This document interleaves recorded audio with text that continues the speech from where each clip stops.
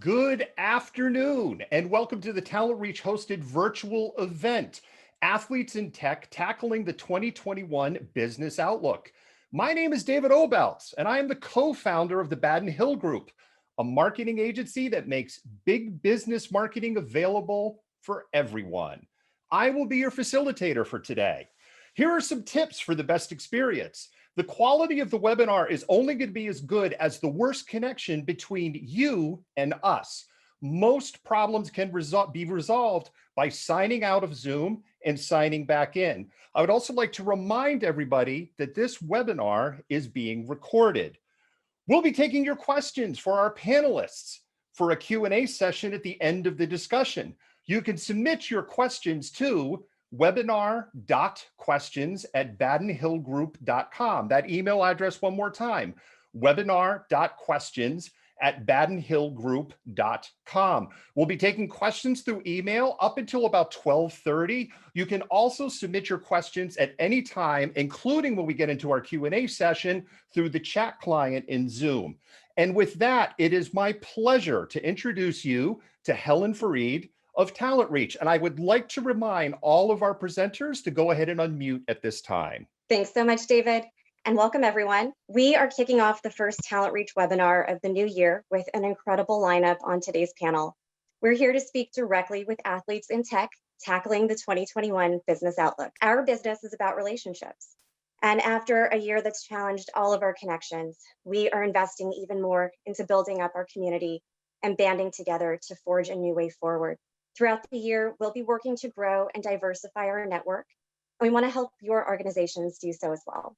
We'll walk with you as we explore ways to leverage advantages of the new remote world while elevating some of the old ways we used to do things too. So join our network, stay current on upcoming events, reach out to our team anytime, and we hope to see you in person very soon. Now, no stranger to athletics and entrepreneurship herself, Jen Mueller, host of Talk Sporty to Me, is back to moderate our discussion, and she's brought a few friends with us. Jen, without further ado, why don't I punt to you?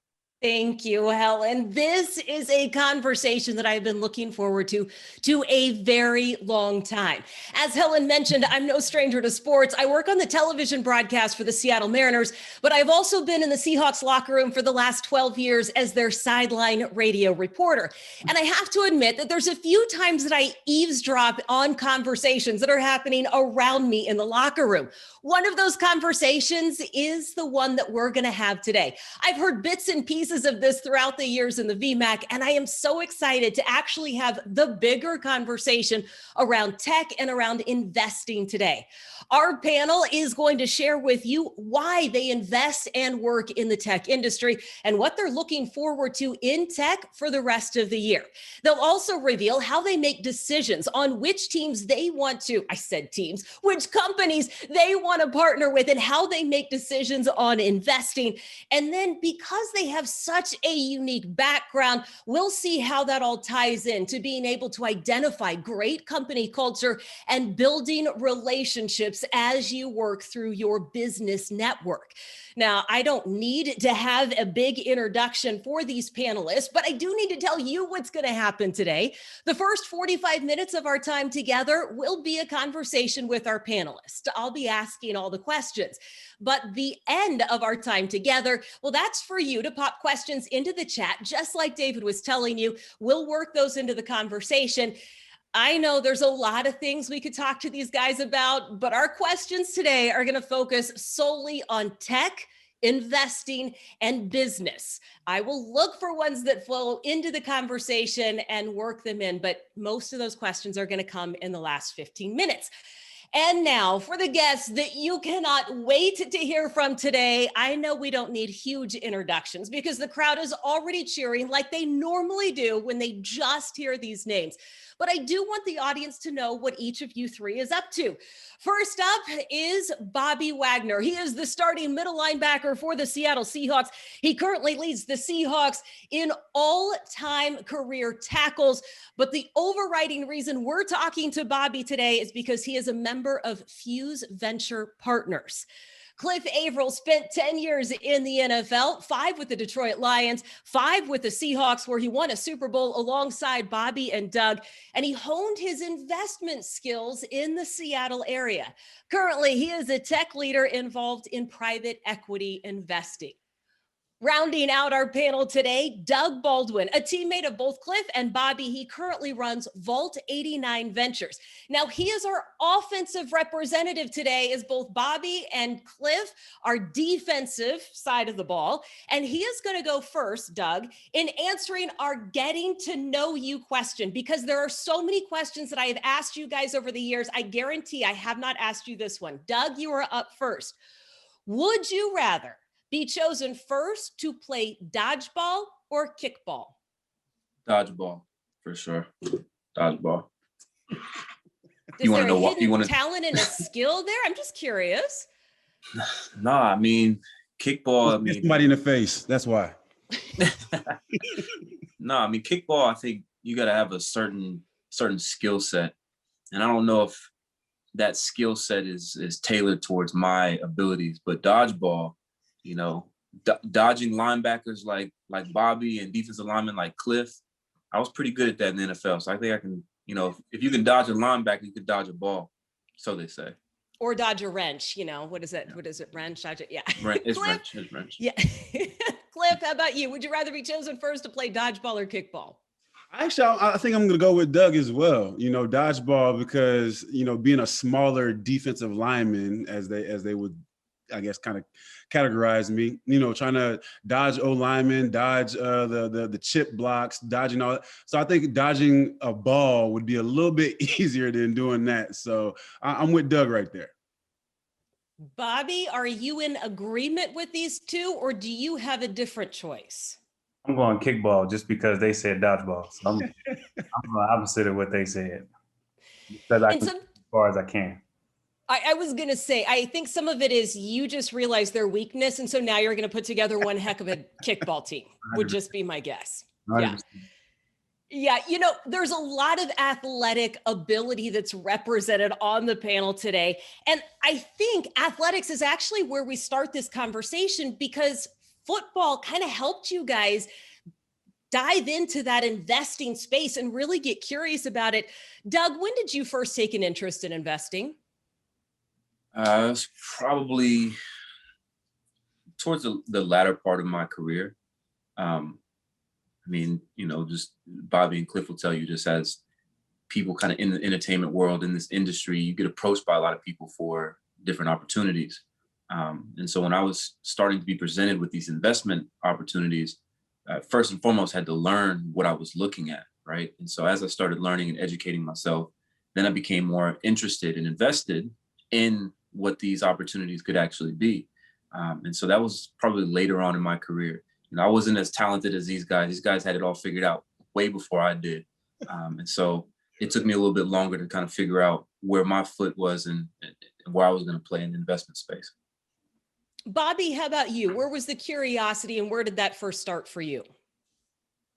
I think it came from just when I first got into the league. You know, I think 2012 was the year that I think, I don't know if the stat is true, but it came out that 80% of players end up broke after their career. And so, you know, when I heard about that, kind of put me in a motion of trying to figure out what I wanted to do life after football. I had my degree in business and I wanted to get involved. I ended up going to Seattle, which is, you know, it's business. Everybody's into business. Everybody's into tech. Everybody's into something other than just what they're doing. And so I think it just kind of just sparked my mind early on. And I just started to go to different internships, different networking events, and just try to figure out how can I expose myself as much as I can while I was playing. We're going to get around to those internships and what you did in just a little bit. But Cliff, I think Bobby just hit on something that you were talking to me about. You spent the first few years of your career in Detroit, then you moved to Seattle. How did that experience create this curiosity and get you into business? You know, Seattle is interesting because, you know, you come to Seattle and, you know, there's just a wealth of knowledge. There's a lot of people that are doing well in technology, that are doing well in real estate. And for an athlete, typically we're probably some of the highest earners. So for me, it was a space, it felt comfortable because I knew there was room to grow. There wasn't a ceiling over my head. Say if I was in, I don't know, Tennessee or something like that. So I think that's what sparked my interest more so than anything was there's just room to grow and to better yourself in another sector outside of sports. And I think that's what kind of made me jump into the tech space and investing in tech companies. Well, and because they're so accessible here, and Bobby, you were saying that the business community here is humble and generous with their time. That's one of the ways that you characterized it. What were your takeaways from the early conversations that you had with business leaders as you started to explore the space? I think they were just willing to offer up, A, their stories, and B, give advice, about what they were able to do, what they were able to accomplish, and how they kind of see what that looks like for myself. And so I thought it was just cool. Everybody that I got connected with or got into contact with was really open to having a conversation with me, really open to kind of point me in the right direction, point me with the right people I needed to meet. And so it was just cool to be a part of a community that just, wanted to see someone who just got there grow. And so I thought it was cool. Did they push you? Push me? What kind of push? Like physically push? Or? Yeah. I don't think anybody would try to physically push you around in those meetings. That would be a bad business bet right there. No, they definitely pushed me. I think, one of my first mentors definitely, every time I had a lunch with him, I'm 21, 22 years old. He was asking me what am I going to do when I'm done with football? And I'm thinking to myself, I just got started. I'm like, why should I need to think about that? And, he kind of explained that, you never know what's going to happen. You don't know how your career is going to go from an injury standpoint, and you want to always be prepared. And so he always pushed me to try to figure out before I was done, what I could be doing. I'm glad that there wasn't a physical push involved on that one. Yeah. No, it would not have been pretty. Doug, you said that maybe you started your interest a little bit later in your career, but when you did, how did you start networking? And at what point did those become really active conversations and really intentional conversations about building a network? Well, it took me a while to even build up the courage to even, reach out to people and start having those conversations, which I encourage anybody who's interested to do that, to actually step out of the comfort zone and start asking people. So the first thing I did is I tried to educate myself as much as I possibly could through reading books, watching TED Talks. YouTube is an incredible resource for learning anything, by the way. So I took as much information and education as I could prior to reaching out to people. Now I had already kind of sparked conversations and relationships with people who were business leaders. And so once I kind of had a foundation of what to talk about and what I was looking for, then I reached out to those people. And similarly to Bobby, they did push me. They asked me questions that I didn't really ask myself. I didn't even know questions of this manner existed, right? And so really grateful for those initial conversations and those relationships, because those were vital to, me understanding where I was going in the future. Cliff, I'm coming to you in just a second, but Doug, what kind of questions? Because I'm pretty sure that there's folks who are listening in who are thinking about getting into this space. They might not know these questions that need to be asked and answered. Yeah, well, I would say more of them were just personal questions at the beginning. As a football player that's been playing ball since I was 6 years old, football was all I knew. And so the questions were, what do you like to do outside of football? What do you think your strengths and weaknesses are? That may be built into football, but could translate to other avenues, other sectors, just other things. Yeah. And if I'm being honest, it really forced some identity questions that came out of that, and so that was really productive, not only in terms of planning for my future and investment in tech and in business, but also just as a human being, as a man. So those were really profound for me. And while we hear athletes talking about the transition that they have to make from going from being in a locker room to in a business space, they're not the only ones that are going through those transitions. Statistics also show that you're going to have a number of different jobs over a couple of different careers in your lifetimes and over different industries. And so I think everybody needs to be able to answer some of those questions, because at some point you do need to know how your skills transfer. And Cliff, one of the skills that transfers so well with you is your personality, right? You can talk to people, you've got a great personality, and yet you did not want to network and you were standoffish in the beginning. What was that about? It's interesting because as an athlete, first off, I started off in Detroit. So, being in Detroit at the time, it was during the recession and all these different things. And honestly, as an athlete, people look to you for finances. Everybody has the best ideas and all these different things, and you don't really understand it. You don't know what's good, what's bad. So for me, it was just like, okay, everybody wants to talk to me because I play football, or everybody wants to take from me from a financial standpoint. So I was standoffish. I was guarded. I didn't want to allow people into my circle. And it wasn't until I came to Seattle, again, talking about just seeing other individuals that were doing well or innovative and different things like that, that kind of opened my eyes up to show me that, this isn't the ceiling. This doesn't have to be the ceiling. And also these people around you, I say this all the time, and it's kind of funny, if you might bump into, rest in peace, Paul Allen or something like that, like, he cuts the checks. So it allows you to think like, okay, well, let me see how Paul Allen got to this space, right? Or it just allows you to dream and think bigger than just football. So that's when I decided to, hey, let me start asking questions. Let me start networking. Let me start getting some of these circles and understanding, what's going on outside of football. And it's been a pretty fun journey so far. Well, and like we just heard Bobby say a couple of minutes ago, that journey includes a lot of different things. That's not just coffees. Bobby, we know that you interned at Madrona.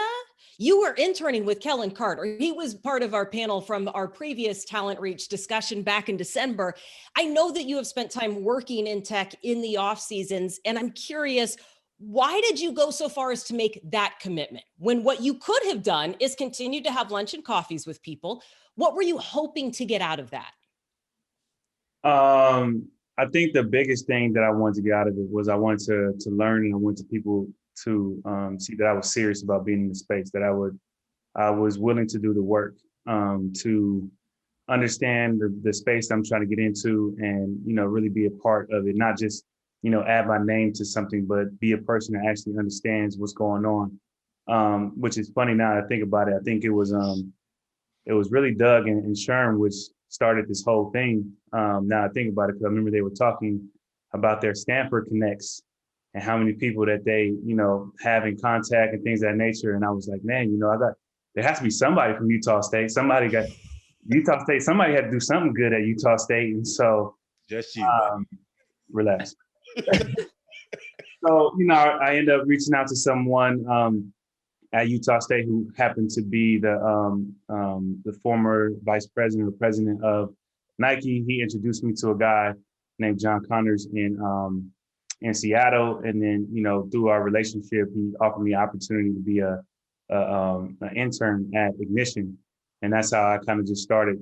Went from being an intern at Ignition, meeting Kellen and Cam, learning from those guys, and then I was around them for a very long time, and we ended up doing something together. So I just wanted to have that respect in the space and understand that I was willing to do the work to come in a space that I hadn't understand at that point.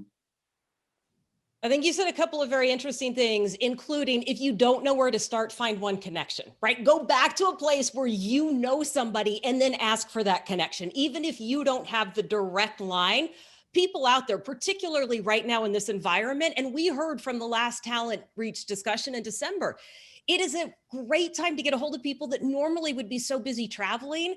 It's easy to schedule those conversations. So do that. Also, you mentioned Richard Sherman, and Matt Thompson writes into the chat, besides the three of you, who else has been in the locker room and has been a mentor for business ventures? So I'm going to give you just a second, because I know that it wasn't just you three having these conversations.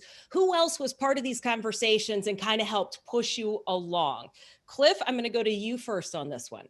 Well, like Bobby just said, Sherm would talk about it. Doug, obviously Bobby, obviously I'm good friends with Michael Bennett, and we would talk about some of those different things. And it wasn't more of a mentoring piece, but more of just having the dialogue and getting a better understanding of what's going on out there. I don't think any of us felt like we were comfortable enough to be mentors per se, but again, to be comfortable to have the conversations about investing in the tech space.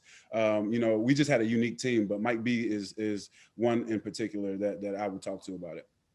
Doug, is there a name that's missing from this conversation?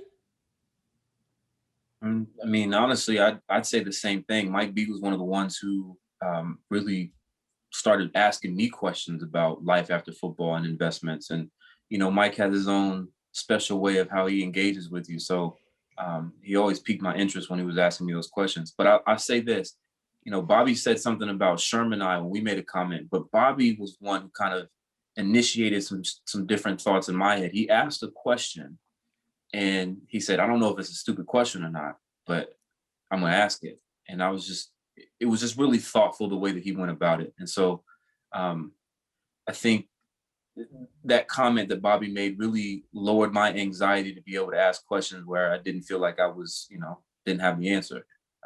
So thank you, Bobby. Appreciate you, by the way. You're welcome. You're welcome. That's why I'm here. There's definitely a vulnerability piece. And all of you have something to share around that. And I'm going to get to that in just a sec. Bobby, did I forget anybody in this conversation? I mean, you started it with Sherm, but I don't want to leave anybody out. There's one person that we haven't mentioned, and it'd be a shame if I didn't mention his name, but it was definitely Sidney Rice for me. Someone who, you're right.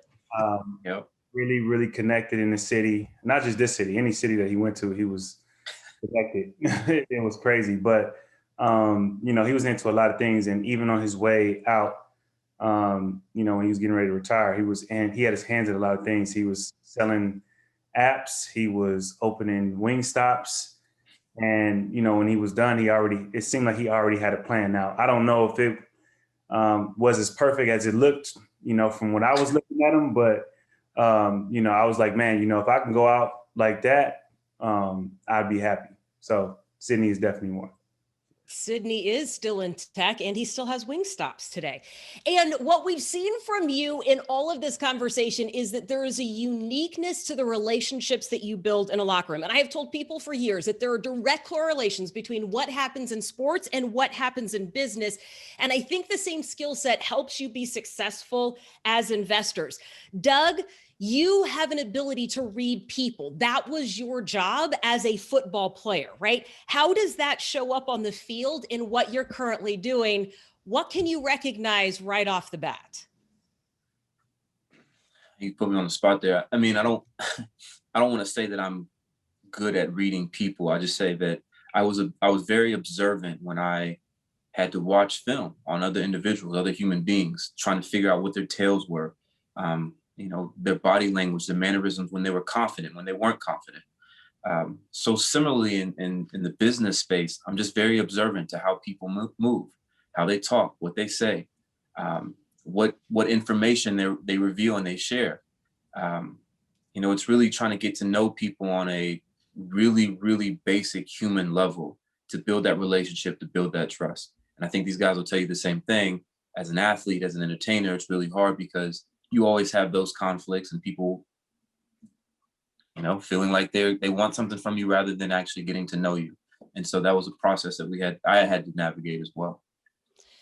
And I'm going to say this, I think because of that, not only do you observe other people differently, you observe culture differently, because the culture in a locker room has the same kind of accountability that you should have in other spaces. I see that Jeff just put this into the chat. Jeff, I think this is going to answer the question. I know we got a lot of questions to get to. Bobby, kind of given the reading people and relationships in a locker room, do you think it's easier for you, and really kind of anybody on this panel, to identify good culture and to see problems in culture right off the bat? Like when you're evaluating in a virtual space, based on the amount of time that you have had in a locker room? Yeah, definitely. I feel like, to me, I've always felt that the football locker room is one of the best locker rooms to be in, because we have so many people in our locker room, but we have so many different ethnicities, backgrounds, people from, East Coast, West Coast.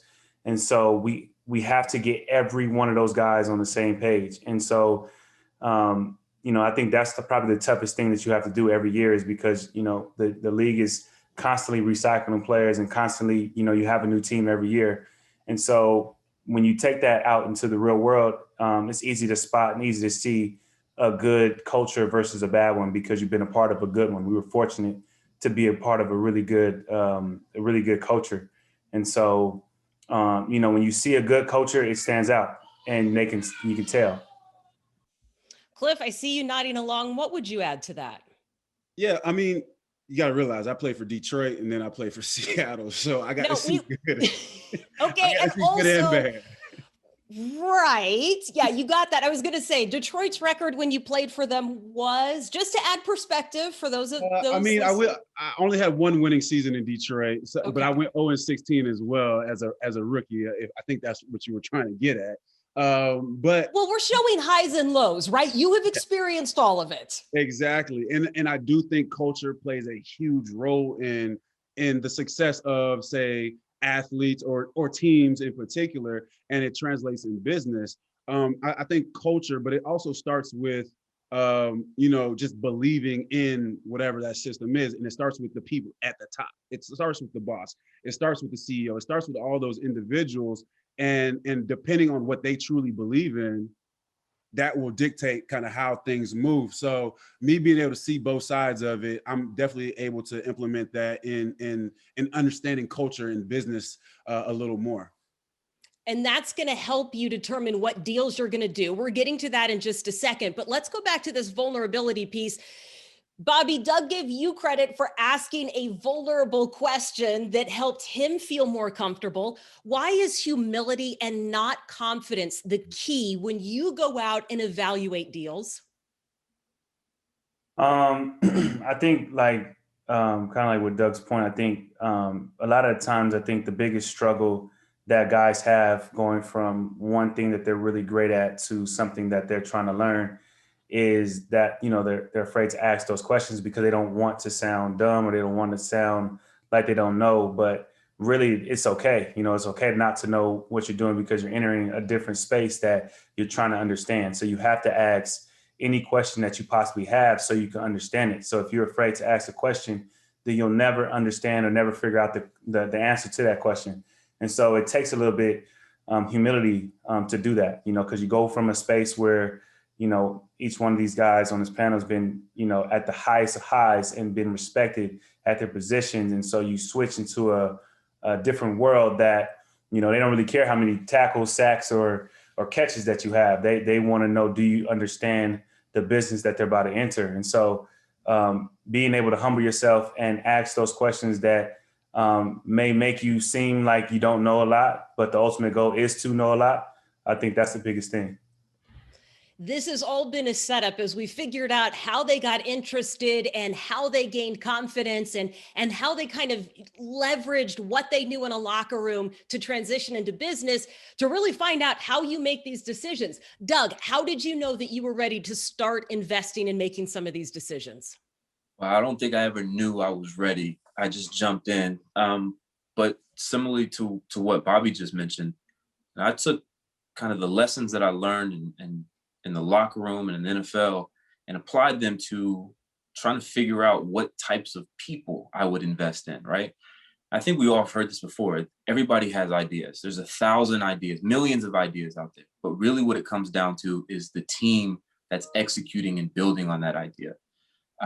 So when I started thinking and looking at investment opportunities through that lens, I felt way more comfortable. I felt like I knew what I was looking at. And to the question that you asked, Bobby, I too feel very comfortable in recognizing what a positive championship level culture and leadership is. And so when I started looking at things through that lens, I felt more comfortable, and then I was ready to jump in. We're about halfway through this conversation. I know that we've got a lot of questions in the queue from the audience. So I'm going to go for about 5 or 10 more minutes. We'll hit the investing stuff. Then we'll start getting to a lot more of those audience Q&As. Cliff, your start in investing looked different. How did you get your feet wet? Just inquiring and like I said, kind of doing that whole networking thing and understanding, you hear Bobby talk about the stats, and you hear as far as for NFL players going broke and different things like that. So I wanted to surround myself with other individuals that were in the tech space, but that were successful, that have had their businesses, their companies acquired and working on their second one, or, they're in the process of starting one up right now, and just seeing that process and understanding what that process looks like. And obviously, we all want to continue to keep making money too. So, you always hear about, these unicorns, being able to find those unicorns and then investing in different things like that. But in order to know what that looks like, or to even be around that, you have to be in that space. So I just continue to keep building my network, and it made sense because, again, I wanted to keep the checks coming in too.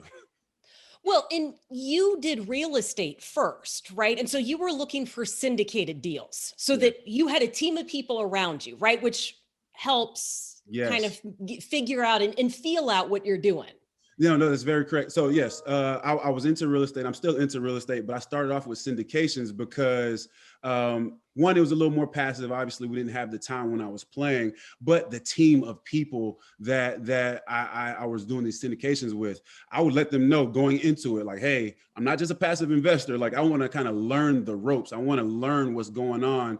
I want to know why you guys are investing in said multifamily property. What do the numbers look like? What does the NOI look like? All those different things. And I think that's my approach. And that is my approach in business in general. It's all about your team. It's just like football.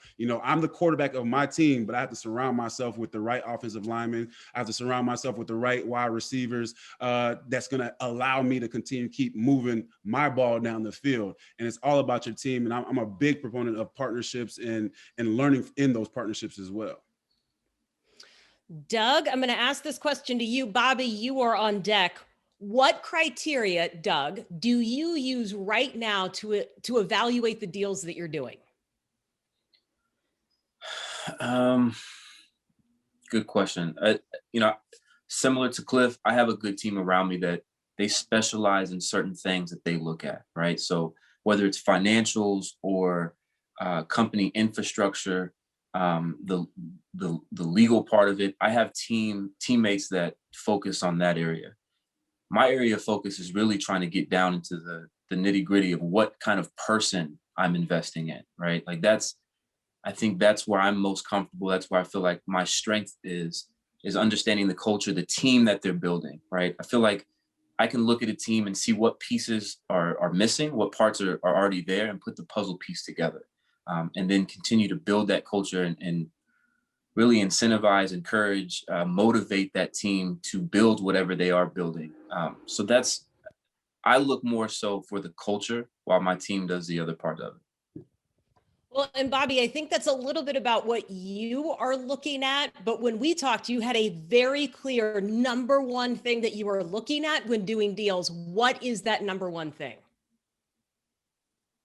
Wait, unmute yourself. Oh, sorry. I'm hoping I matched what I said. I have to look at the team. I have to look at the people, similar to what Doug said, the team, the people. Do I believe that whatever problem is being solved, do I think this team can be the team to to solve that problem, and what is the culture of that team? Do they believe in the guy leading? Do they believe in one another? I think that's the biggest thing for me, because I feel like you can have a really, really great product and a terrible team, and it will not be successful, versus you can have a okay product, but a really, really great team, and they could do something really special. So for me, I think it's the team and the culture first. Then I look at, the product. Do I believe in the product? Can I use the product? I think that's kind of my mindset. And when we think of teams, we think of a lot of different types of teams, right? Where does diversity come in on those teams? How high up on the list of criteria is diversity when you are looking at some of those teams? Bobby? Diversity is extremely important to me, because I think the best teams and the best companies look like what the world looks like. And so if I can look at a team and see the world, it's not just one color, it's not just one ethnicity, it's not just all men or all women. It is a good mixture of everything. I think that's important too, because you get a ton of different perspectives, and that's what makes a really good company, because you have, a bunch of eyelids, a bunch of glasses. Everybody's looking at it from a different perspective, and it makes that room for error that much smaller. Cliff, I see you nodding along. We haven't asked you how you evaluate your current deals. What criteria goes into that? What Bobby just said again, and we keep referencing football because I think football is like the ultimate team sport. And, Bobby said it earlier, it doesn't matter where you come from. It doesn't matter what you believe in.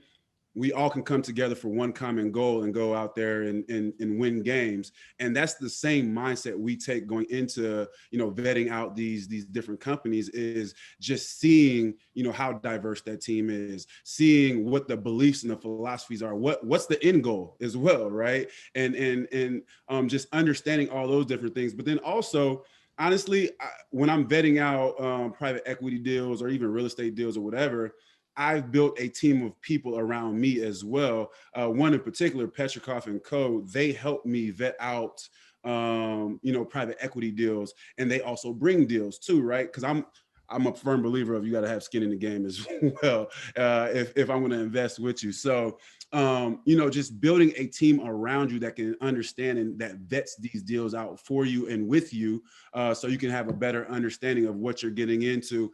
And the person that's in control, you have to understand and know who they are, because they're going to lead the ship, that coach, that GM, however you want to make the reference.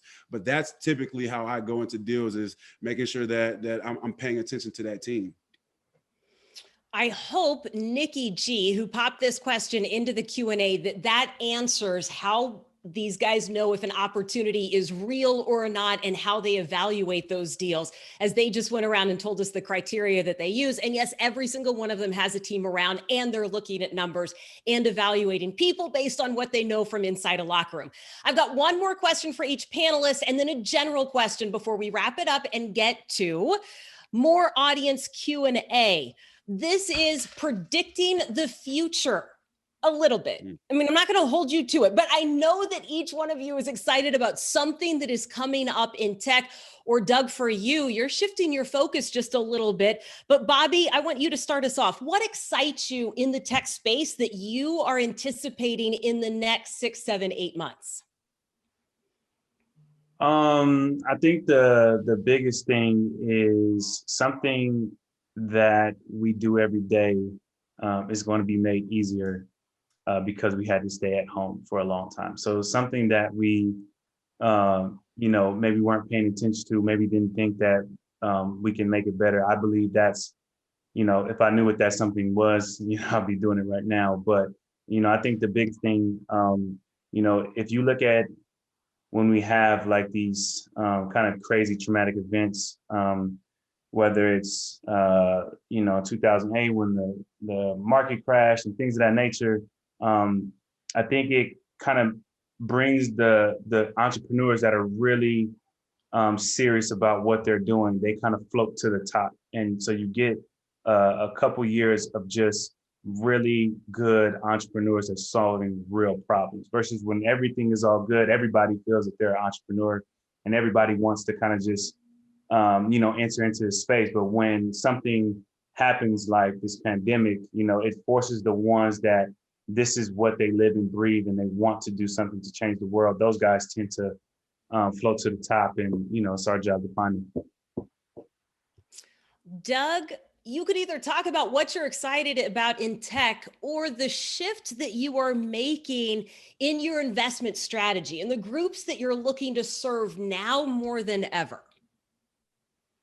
Yeah, so this is a two-pronged answer. So the first one, when we talk about kind of the big money investments or the more so the tech investments, I'm looking at artificial intelligence right now. I actually just got off a phone with Axon, who they create a plethora of technology in the police space, right? So body cameras, tasers, and the technology that they are looking at and that they're building upon, it's gonna change the way that police communities and the way that communities act with police, engage with police, and that's all built around artificial intelligence.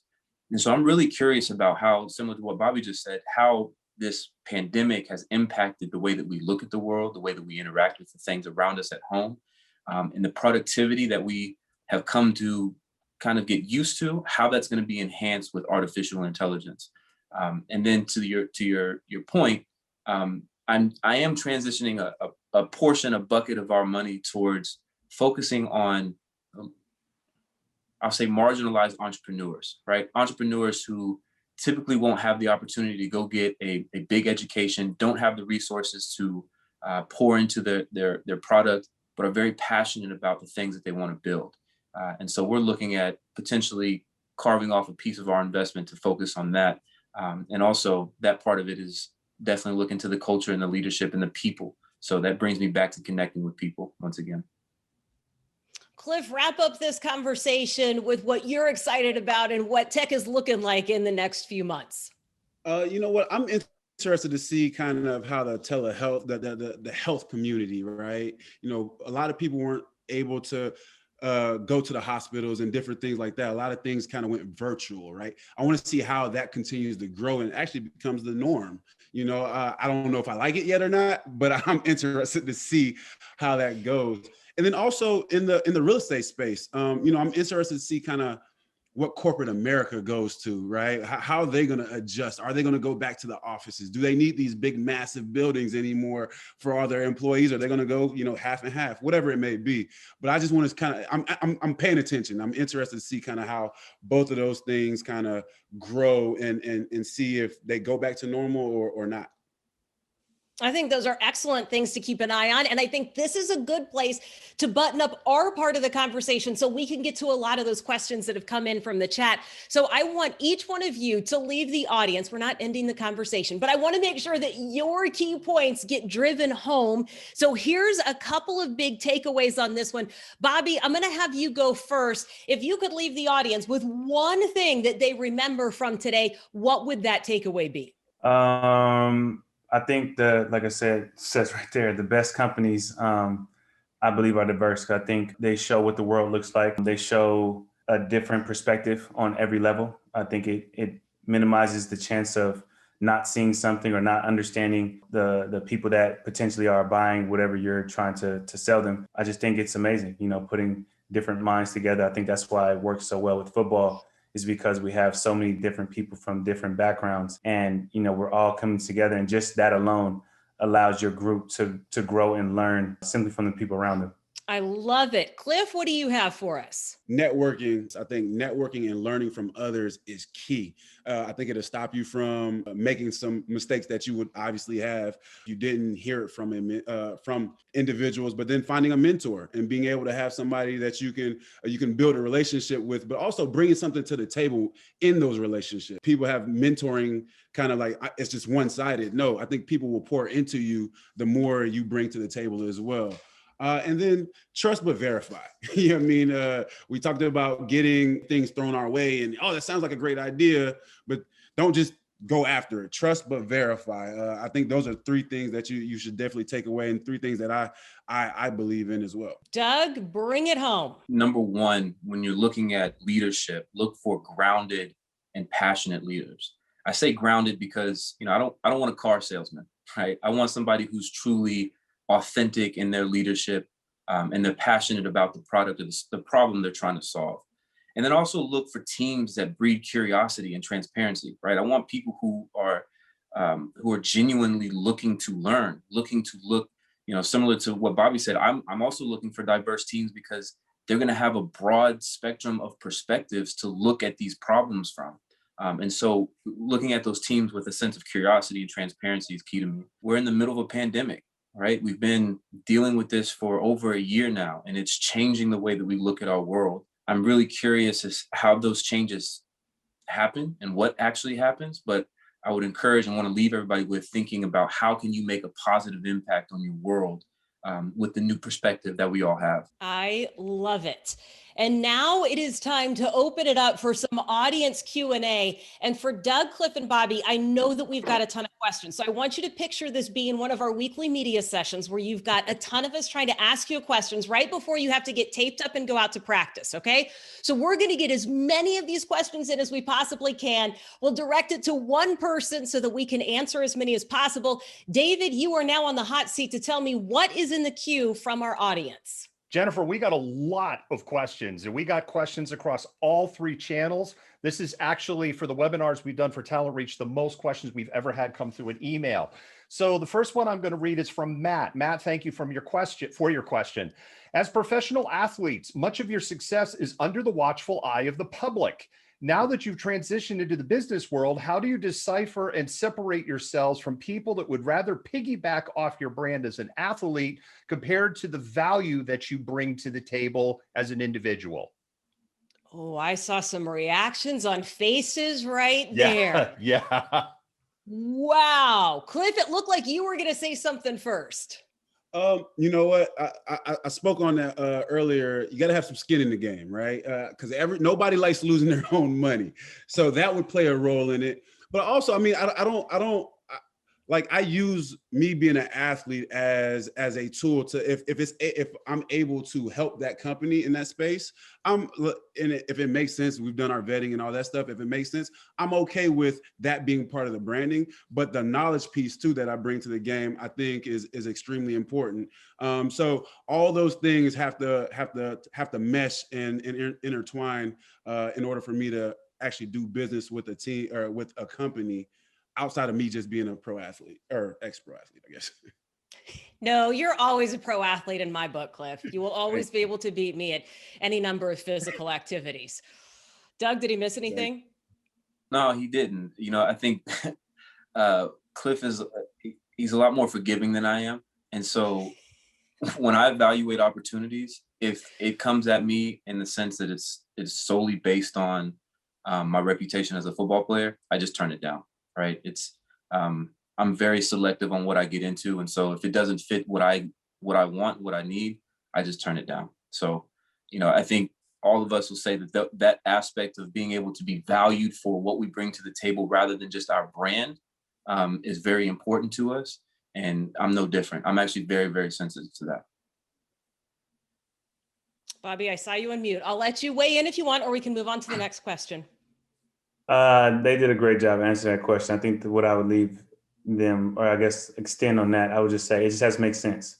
I have to feel like I can bring something to the table, and I have to feel like they, are confident that what I bring to the table is more than just being a player on a specific team. So, I think that would sum that up.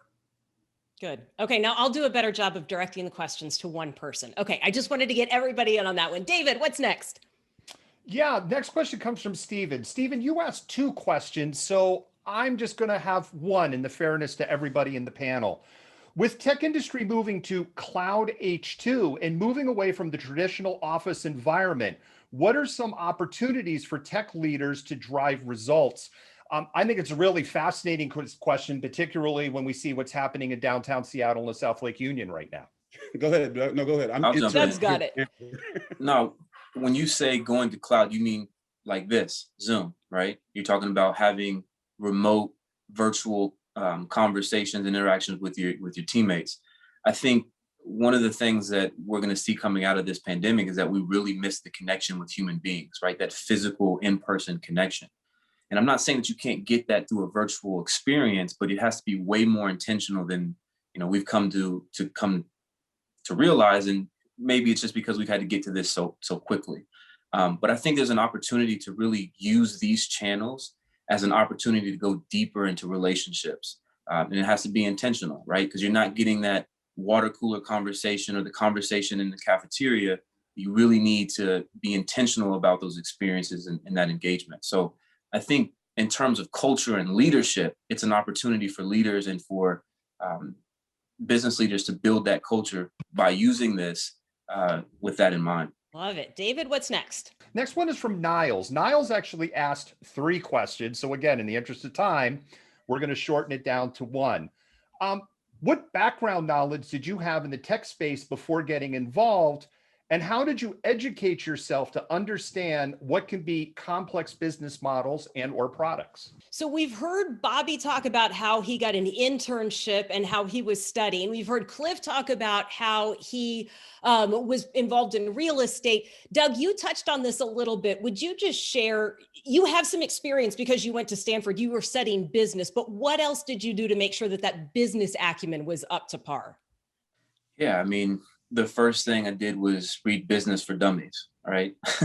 I just tried to educate myself as much as I possibly could, and whatever materials I could get my hands on, whatever suggestions were out there, I just tried to educate myself. I am currently a senior advisor with Intellectual Ventures. So my mentor is actually my boss there at Intellectual Ventures.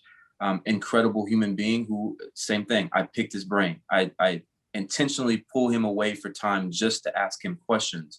And so being in a position of consistently and constantly being curious, that's the way that I formulated my plan before I even entered into the space. Love it. David, next up. Yeah, next question comes from Corey. And Corey asks, what activity would you engage in with a prospective business partner that would allow you to gauge their character? For example, would you play golf or have coffee with them, etc.? I think time, will show anybody and everybody who they really are. But, I don't think one meeting or 2 meetings necessarily shows you, but over time, whether it is going to golf, they do say golfing is where a lot of business happens. But if it's golf, whatever it may be, but spending time with that individual over time, their character, who they really are will show. Now, if you're on a timeline, that might not work, then we might not do business. Well, I'm going to push back a little bit on that, Cliff. You might do business, but you're going to put an awful lot of weight on the very few interactions that they have. 1,000. Right. And so everything, the way that they say hello, goodbye, the way they answer questions, like all of that becomes the picture, would be my guess, that helps you determine whether you work with somebody. 1,000%. And also it being business and not a fan. You know what I mean? Like, I think that's a big thing for us. We can feel it when it's a fan move more so than an actual business move. And if it's based on being a fan, I'm not up for it, so just understanding that piece too, making sure that it's business and not, fandom or anything like that. Very good. David, I think Bobby needs a question. He has been quiet for far too long. What do we have for Bobby? Sure. We'll actually direct this one to Bobby because I actually think this is a perfect question for Bobby. Rohit asked, what is the framework or process that you use in evaluating a company and a startup? And is it actually working? I would say that it's working thus far. I've only had more wins than losses. So I guess it'll be working. But I think the biggest thing that I do is honestly, it's kind of like what I said before. I'd like to talk to the founder or the CEO, have a conversation with him, but really I want to try to figure out what the team and the culture looks like and want to figure that out. And then, I start to look at the product and, do I believe in the product? Do I believe that the team that's trying to solve this problem is the team? and, you know, would I use the product? You know, a lot of the stuff that I, you know, tend to invest in is, you know, something that I can use or something that I can understand. And so if I can understand it, I can use it, and it makes sense to me, then I go for it. And, you know, I might ask opinions on, you know, people that I trust around me to see what they think and see if what I think is the same thing. Then we kind of go from there. And then after that, you look at the finances and you look at the market, like how big is the market? Who controls the market? Who controls, you know, is it a situation where it's like, you know, Body Armor or something like that, who have a big pie of the market, or as Amazon? You know, I don't think anybody wants to create a business to go and attack Amazon, but you know, you just try to, you know, ask yourself those questions and get yourself as comfortable as you possibly can be, and then you know, ultimately make the decision. Very good. David, I see one. I know that we're coming up with like the last 4 minutes. I see one from Sarah that I would love to get to because I think it applies to everybody in the audience, but we can do that as a rapid fire at the, okay. Well, Sarah asked this question: what advice do you have for those of us who want to invest in tech or startups, but don't have quite the amount of funding as you panelists? Cliff, don't laugh. I knew that was going to come. That's why I laughed. I figured it was going to come. That wasn't me asking the question. Bobby's got it. Bobby's going first. I'm going to go first. I would say to go for it. You know, I think a lot of the times people let the amount of money that they have stop them from, you know, investing. And so it's not just people that have a lot of money that can invest. You know, obviously, you know, we might be able to invest a little bit more, but you can get involved and you can invest as much as you want, or, you know, find a way to get shares. There's different ways that you can go about getting a part of a business. It doesn't have to always just be you giving money. It could be, you know, it could be an opportunity where they want to pay you for your services, and instead of taking the money, you can get shares or get something like that. So there's different unique ways that you can get involved in owning, you know, a business. I think an example of that, and obviously, you know, we're not all Beyonce, but it's just an example. Are any of us Beyonce? Like you said, we're not all Beyonce. I don't think any of us actually are. So, you know, I think I read a story, and, you know, I could be, you know, gassing this up, but, you know, I read a story where she got offered an opportunity to play, you know, at an event for Uber, and they were going to pay her, you know, $1 million, $3 million, whatever it was. And so she said, instead of paying me $1 million, I would like to, you know, get equity or, you know, get shares. And then so that number ended up growing to 3 times or 10 times, whatever that number was. But that's just an example. Obviously, that's a higher level example, but it's an example of ways that you can go about it. Like if someone's offering you 10K, maybe you don't take the money up front right now. You take, you know, shares or something like that can potentially grow when the company sells. So there's different ways that you can kind of attack that problem. It doesn't have to always be financial. Cliff, since you knew that question was coming, what's your answer? No, I agree with Bobby. I think, you know, part of it too is, you know, fear. You know what I mean? It doesn't necessarily, like, it doesn't matter how much money, you know, said person has. It's all about, do you want to invest, right? You know, because at the end of the day, nobody wants to lose their money. So I think it's more of fear and, oh man, this might not work. Well, if you're not confident in it, you just shouldn't invest in it. You know, and understanding as well that, hey, this is illiquid. It's going to be gone for a minute, and it's also out of your control. It's out of your hand. You just have to believe in the process. So, but yeah, I don't think it's more of a financial thing. It's more of, you know, if those opportunities present themselves, do you really believe in it, and you have your vetting process, then, you know, you put a couple dollars behind it, and hopefully, you know, it comes about. And, you know, if you can find a way to bring something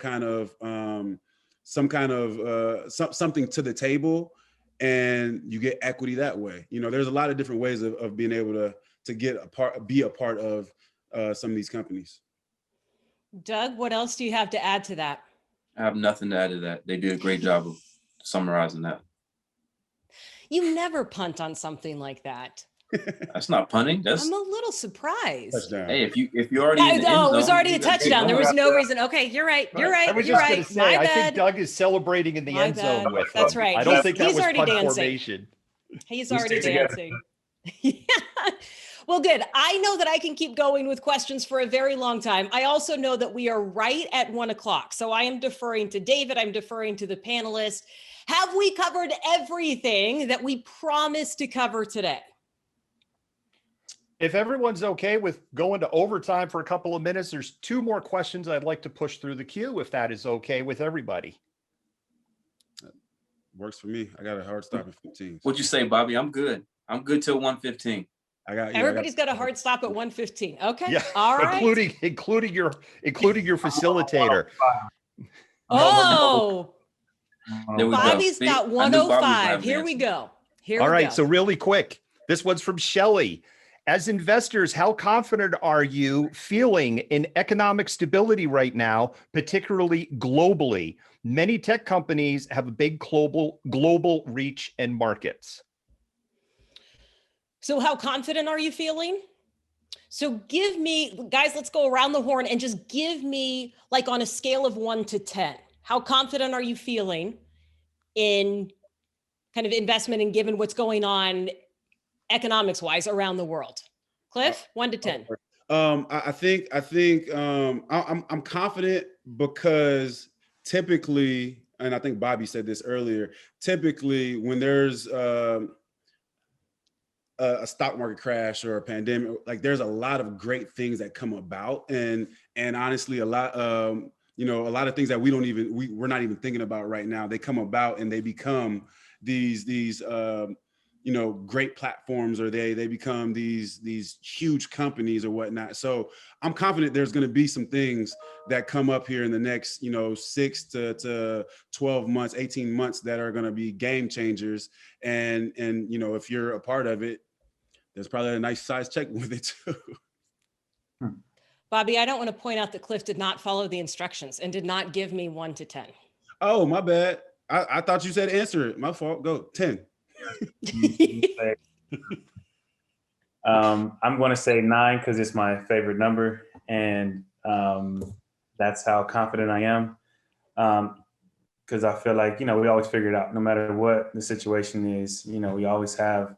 It's like a cycle. There's always ups and downs, highs and lows, but we always end up finding it out, and something else gets involved, and something else becomes this amazing thing that we didn't know we had. Now we can't live without. So I'm pretty sure it's going to happen again. I'm very confident it's going to happen again, and I'm going to find a way to be a part of it so I can chill. Doug, scale of 1 to 10, what do you got? I'll say 9 just because it comes after 8.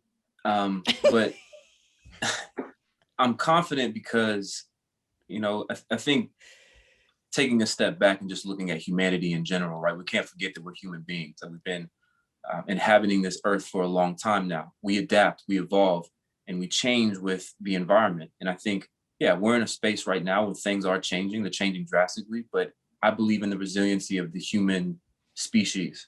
And I think whatever we come up with, whatever problems we're faced with, we will solve them, and we will figure it out. And so I'm confident in that. And 9 because it comes after 8 for sure. 89. That's Right. perfect. I love Way it. to go. That's it. Branding, on point branding. That's what we've got right there.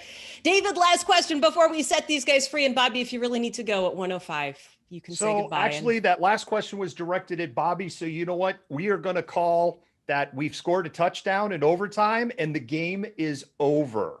Let's go. Great. How about that? Can I just say to my guys, and I know, David, you're going to close this out today, but to my guys, to Bobby, to Doug, and Cliff, thank you for being here. I wish I could give you a huge hug to show my thanks. I know that if the audience was here in person, they would be cheering just as loud as they would at Lumen Field. It has been a blast getting to have this conversation with you. Thanks so much. Thank you, guys. Appreciate it. Thanks, Jen. David, what else do we need to know? Yes, and I also appreciate all of our panelists and our host, Jen, for pulling this together today. This was an incredible webinar, and I know our audience appreciated it.